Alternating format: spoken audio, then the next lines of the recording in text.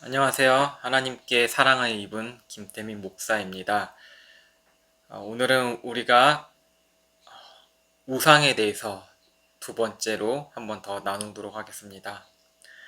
전염병과 우상의 특징은 보이지 않는다는 것입니다. 눈에 보이는 우상은 있지만 그것을 향한 믿음은 보이지 않는다는 것이죠. 눈에 보이는 형상은 다 보지 못한 사람들이 만들어 놓은 것들입니다. 전염병은 한 공간에 있으면 모두 전염이 됩니다. 우상을 세우는 방식도 전염이 되는 것이죠.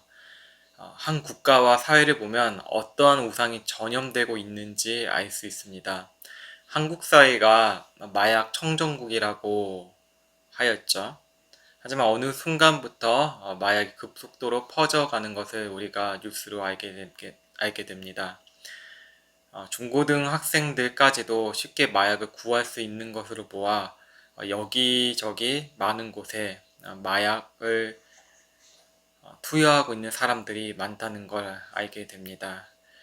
그 전염 속도가 걷잡을 수도 없죠. 하나의 유행, 그 유행이 발생되면 사람들이 오픈런이라는 것까지 하면서 새벽부터 줄을 서 있죠. 특정한 것에 대해서 숭배하는 모습들입니다. 어느 종교와 사상도 이와 같이 유행시 되면 그곳에 몰려가는 것들이 있다는 것이죠.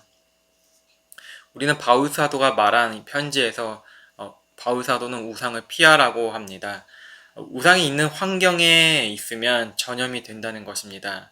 고린도 교회 사람들은 우상이 벌어지는 지역 축제 구경에 갔습니다. 지역 축제 가면 다양한 사람들을 볼 수 있고 구경거리가 있겠죠. 그 시대에는 즐길 거리가 많이 없었겠죠. 그래서 우상이 있는 축제에 가서 많은 사람들이 모여들었을 것입니다. 그곳에서 이제 그리스도인들, 고린도교의 사람들도 우상이 있는 축제에 참여하게 된 것이죠. 축제 자체가 우상 숭배는 아닙니다. 그러나 마음이 빼앗겨 버려 우상 숭배를 하게 되는 것이죠. 그 우상을 계속 바라보고 그 우상 숭배하는 모습들을 영향을 받게 되면 자기도 모르게 우상이 자기 마음에 들어오게 됩니다. 그러니 바울 사도는 피하라고 하는 것입니다. 보디발의 아내가 요셉을 유혹하였죠. 청년 요셉이었습니다. 청년 요셉이 그 자리에 대해서 머물러 있는 게 아니고 피하였습니다. 젊은 혈기에 성적인 호기심이 당연히 있었겠죠. 그 자리에 계속 머물러 있었으면 요셉조차도 성적인 우상 숭배를 즐겼을 것입니다. 요셉이 지혜로운 모습은 그 자리를 피한 것입니다. 자기가 할 수 없다는 걸 알고 있는 것입니다. 자기 육신이 그 자리에 머물게 되면 아무렇지 않다고 하지만 그와 동시에 마음에 들어와서 죄를 즐길 수 있다는 것입니다. 그래서 우리는 죄를 맞서 싸워야 되지만 그 우상이 발생되니까 우리는 그 자리를 피하는 게 지혜로운 방법이라는 것입니다. 왜 우상 숭배를 하면 안 될까요? 라고 이렇게 질문을 할 수가 있습니다. 세상의 방식으로 보면 우상 숭배는 별거 아닌 것처럼 보이죠. 심지어 기독교 안에서도 하나님을 섬기고 다른 것을 섬길 수 있다는 그런 두 가지를 할 수 있다고 은연중에 마음속에 그런 외침들을 따라가는 사람들이 많습니다. 하나님은 한 분이십니다. 여러분 이것을 믿으십니까? 이거 너무나 분명하죠. 하나님은 한 분이십니다. 한 분이시면서 연합을 보여주시는 삼위일체입니다. 우리는 이것을 설명할 수 없죠. 우리는 이것을 믿음으로 나아가는 것이죠. 이것이 기독교 신앙이죠. 십계명의 첫 계명이 무엇입니까? 나 외에는 다른 신을 섬기지 말라라는 것입니다. 하나님은 한 분이시다. 분명히 보여주는 이 십계명의 첫 번째 중요한 구절이죠. 나 외에는 다른 신을 섬기지 말라. 하나님은 한 분뿐이다. 이것을 분명히 드러내고 있지 않습니까? 다른 종교와 같이 신이 여러 있는 것이 아닙니다. 다신교가 아니라는 것이죠. 우리가 예수님을 믿으면 우리가 그의 안에 거하고 그는 우리 안에 거한다고 예수님께서 말씀하셨습니다. 이것도 하나된 연합을 의미합니다. 하나가 되는 것이죠. 또 다른 형제 자매를 한 몸이라고 말씀하셨잖아요. 교회라고 말씀하셨습니다. 하나라고 말씀하셨습니다. 예수님께서는 내 이웃을 내 몸같이 사랑하라. 이거 무슨 의미일까요? 이웃과 하나가 되라는 것입니다. 계속해서 예수님께서는 하나를 말씀하시고 삼위일체 하나님께서는 하나를 말씀하십니다. 바울 사도는 이 한 몸에 대해서 기록하고 있습니다. 예수님께서 십자가의 피를 흘리셨습니다. 우리는 이 피를 기념하죠. 이 성찬 예식을 합니다. 예수님께서 살이 찢겨지셨습니다. 이 살을 우리는 빵을 땜으로써 기념을 합니다. 포도주와 빵을 떼어 먹음으로써 주님과 한 몸이며 형제 자매들과 하나의 빵을 나누고 그리스도의 피를 하나의 그 잔을 나눔으로써 한 몸인 것을 기억하는 것입니다. 17절에 보시면 떡이 하나요 많은 우리가 한 몸이니 이는 우리가 다 한 떡에 참여함이라. 빵이 하나라는 것은 그리스도의 몸을 의미합니다. 이 빵을 나눔으로써 우리는 교회라는 신비함을 경험하는 것이죠. 현대사회와 교회에서는 그리스도께서 이루신 하나됨을 터부시합니다. 삼위일체 참 어렵고 어떤 면에서는 낯선 개념이기도 합니다. 교회의 몸보다는 내가 더 소중한 몸이라고 더 생각을 많이 하는 경우가 있죠. 하나가 되는 헌신, 이런 개념들을 현대 교회에서는 다소 멀게만 느껴지고 가치가 없다는 생각들을 하기도 합니다.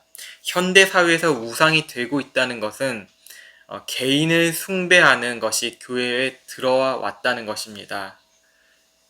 당연히 헌신할 필요가 없죠. 그 헌신을 하더라도 자신의 유익을 위해서, 자신이 인정받기 위해서, 자신의 그런 복을 받기 위한 개념으로 헌신을 하고 사람들의 눈치 때문에 자신의 명예를 위해서도 헌신하는 것들이 있습니다. 이게 바로 현대사회에서 벌어지는 그 우상, 개인화되는 우상들이 들어왔다는 것입니다.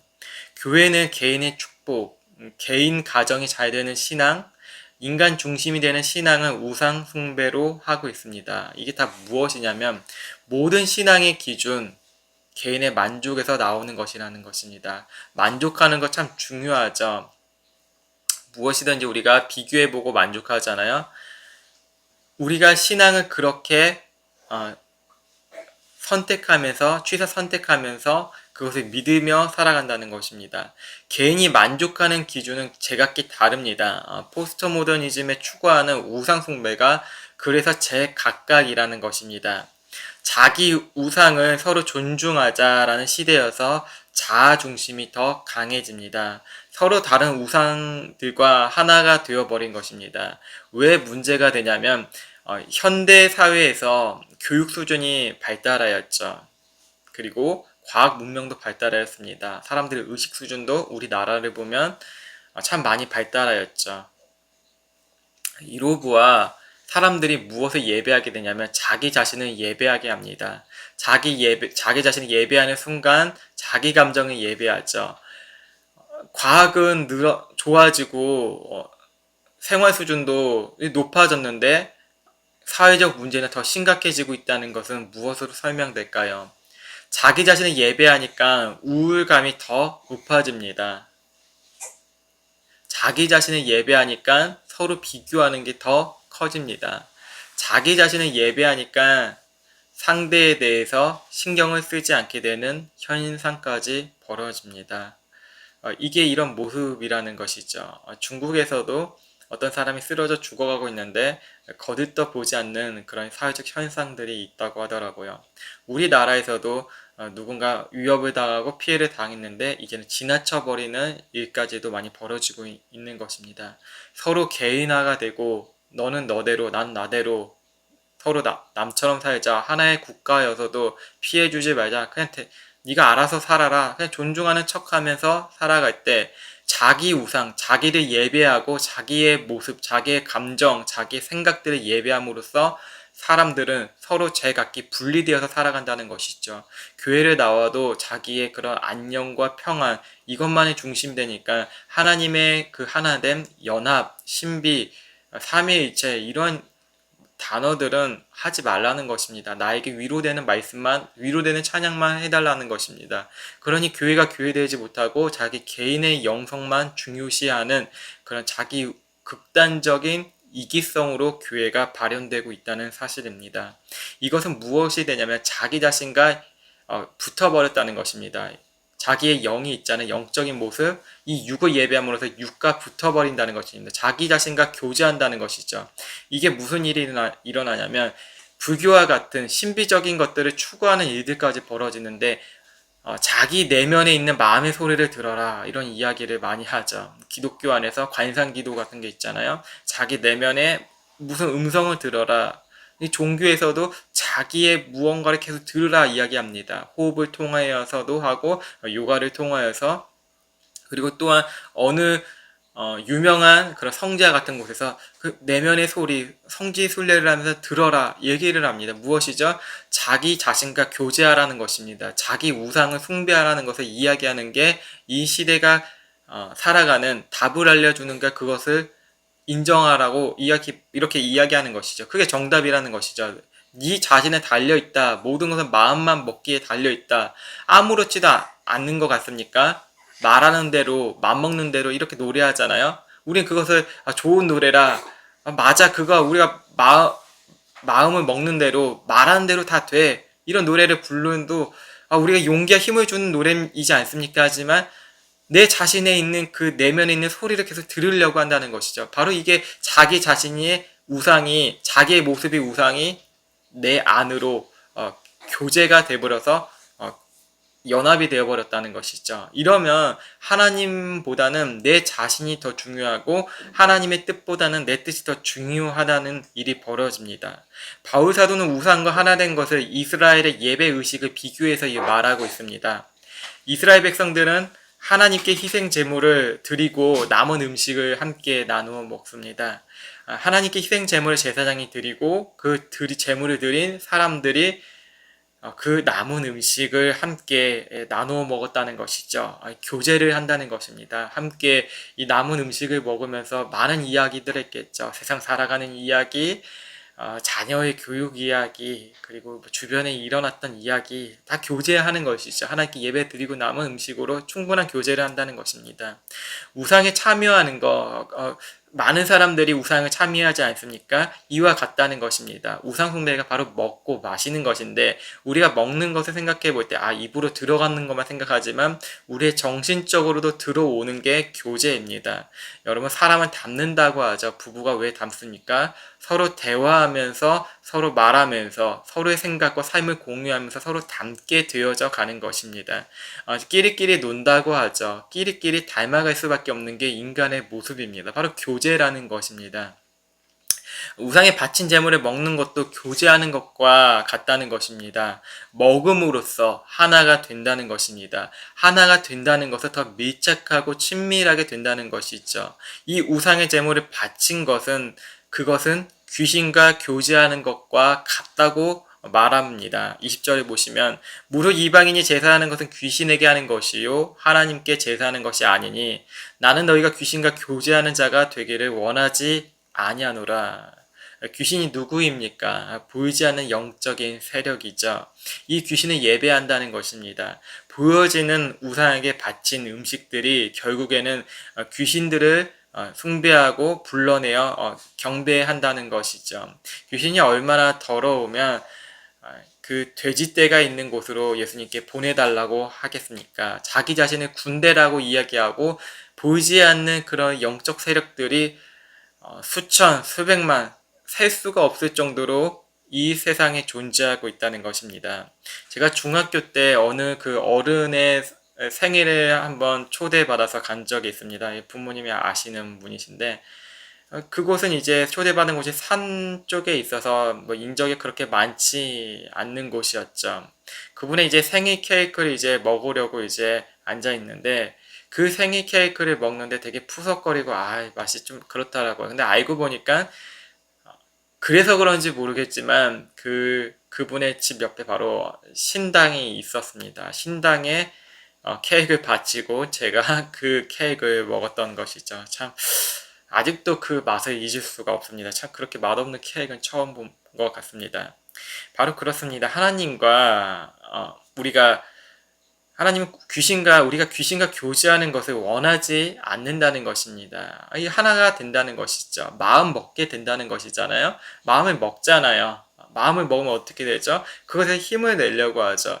귀신과 교제하고 귀신을 바라보고 귀신을 숭배하면 어떻게 될까요? 우리는 그곳에 빠지게 된다는 것입니다. 여러분 마음속에 가득 차 있는 것들이 무엇인가요? 무엇이죠? 여러분의 생각이 가득 차 있는 것은 무엇이죠? 여러분의 관심이 있는 것들이 유튜브 채널의 목록으로 만들어지죠? 무엇입니까?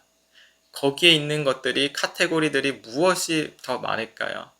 하나님을 예배한다고 하지만 하나님을 예배하면서 자신의 명예를 예배할 수 있고 자신의 인정을 예배할 수 있고 자신의 자기 자랑을 예배할 수 있습니다. 우리는 무엇을 예배하며 살까요? 그 예배가 바로 우리가 교제한다는 것입니다. 우리는 좀 더 자신의 재물이 많았으면 좋겠다고 로또를 숭배하기도 하고 복권을 숭배하기도 하고 아니면 자기 사업을 숭배하며 예배하기도 합니다. 우리는 더 나은 사람을 만나고 싶어서 자기를 좀 더 치장하고 육신에 나오는 것들을 더 관리하고 여러 가지의 그런 모습들을 나타내려고 하기도 합니다. 우리는 자기의 학식을 위하여서도 우리가 공부하면서 자기의 그 학식을 통하여서 사람들보다 더 낫게 보이려고 하는 모습들도 우리 마음속에 있다는 것이죠. 우리가 숭배하는 것들을 결국에 얻어짐은 무엇이냐면 그것들과 교제함으로써 나의 능력을 과시하는 것입니다. 내가 이 정도 된 사람이다 라는 것이죠. 교회에 분명히 나와도 내 자신이 그렇게 우상이 만들어질 수 있다는 것은 너무나 충격적이고 위험한 일입니다. 우리는 그 우상을 피해야 되는데 피하지 않고 우리 마음속에 심어 놓았다는 것이죠. 그러면 우리가 어떠한 방향으로 살아야 될까요? 이렇게 결론이 되어지죠. 본문 22절에 보시면 그러면 우리가 주를 노여워 하시겠느냐? 우리가 주보다 강한 자냐? 바울은 반어법을 쓰는 것이에요. 우리가 주님보다 강할 수 없어 라는 것이죠. 우리는 우리의 능력으로 살아갈 수 없어 이렇게 이야기하는 것입니다. 하나의 지구라고 하죠. 지구가 하나죠.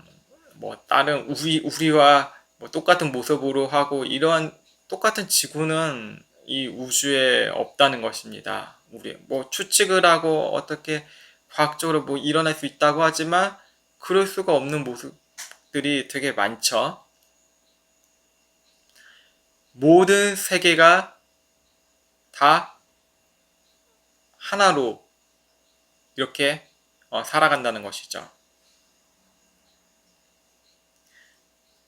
우리는 하나님의 그 창조, 하나님의 능력을 의지하면서 살아가야 됩니다. 우리가 주님보다 강할 수 없고 우리가 숭배하는 것들이 더 뛰어날 수 없다는 것입니다. 하나님께서는 우리와 교제하시기 위하여서 이 땅에 자신의 아들을 보내시고 그 역사 속에서 우리를 끊임없이 문 밖에서 두드리고 계신다는 것입니다. 우리가 다른 곳에 문을 여는 것이 아니라 하나님의 말씀으로 더 깊이 경험되어지면 우리가 그 교제함으로써 나아갈 때 우리의 마음이 변화되는 것을 우리는 깨닫게 될 수 있다는 것입니다. 우리 하나님은 우리보다 강하십니다. 이 세계에 있는 귀신과 사탄, 마귀, 권력을 잡은 사람들, 명예를 추구하는 사람들, 외모가 예쁘고 잘생긴 이 모든 사람들보다 하나님은 강하십니다. 이것을 믿으며 나아가면 우리의 삶의 방향이 바꿔질 것입니다. 그리스도께서는 우리를 위하여서 지금도 역사하시고 이끌어 주십니다. 우리가 나약하고 지칠 때 우리의 우상을 태워주실 분은 바로 예수 그리스도이십니다. 우리가 말씀으로 더 나아가면 좋겠습니다. 말씀으로 회복되었으면 좋겠습니다. 말씀이 여러분의 삶을 만들어갈 것입니다.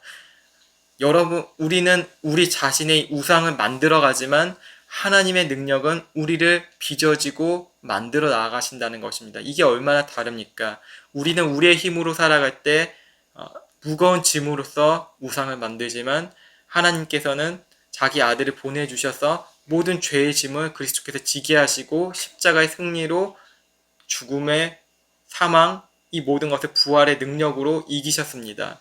우리가 그 그리스도 안에 있다면 우리는 세상에 있는 우상보다는 하나님을 더 사랑할 수밖에 없다는 것이 이 복음입니다. 우리가 이 복음으로 살아갈 때 하나님께서 우리에게 더 그리스도의 형상으로 살아갈 수 있는 힘을 더하여 주실 것입니다. 우리가 늘 주님을 바라보는 하나님의 백성들 되었으면 좋겠습니다. 주님의 이름으로 축원합니다. 기도하겠습니다.